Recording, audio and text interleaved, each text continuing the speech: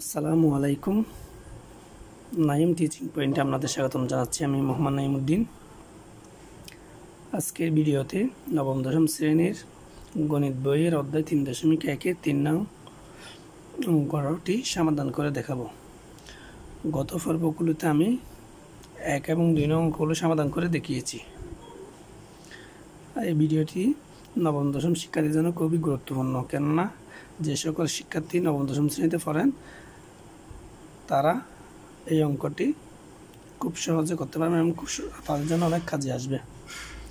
আর তোমরা যদি আমার চ্যানেলে নতুন দর্শক হয়ে থাকো, অবশ্যই আমার চ্যানেলটি সাবস্ক্রাইব করবে এবং পাশে থাকা বেল বাটনটি ক্লিক করবে, কেননা আমি যখন নতুন নতুন ভিডিও ছাড়ি সবার আগে তোমরা দেখতে পাও।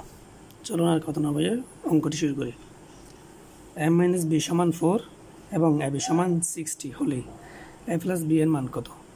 খুব সহজ হবে অঙ্কটি, তোমরা একটু চিন্তা করলে অঙ্কটি করতে পারবে। দেওয়া আছে m - b = 4, ab = 60। আমরা জানি সূত্র লিখবো a + b² সূত্র তোমরা সবাই জানো। a - b² + 4ab a + b² দিয়ে a - b এর মান 4 +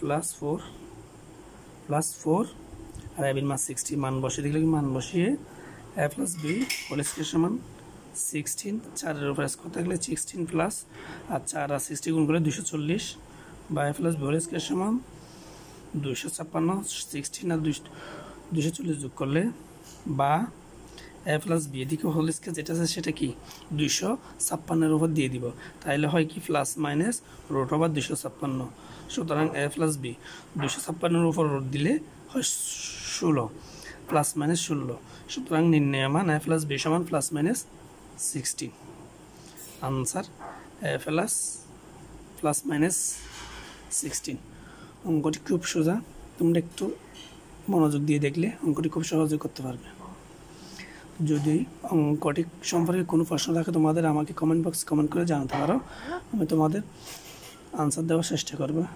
এবং যদি আমার ভিডিওটি ভালো লাগে অবশ্যই একটি লাইক দেবে, ভালো না লাগলে ডিসলাইক বাটনে ক্লিক করে কেন ভালো লাগে না সেটি কমেন্ট করে জানবে। ধন্যবাদ।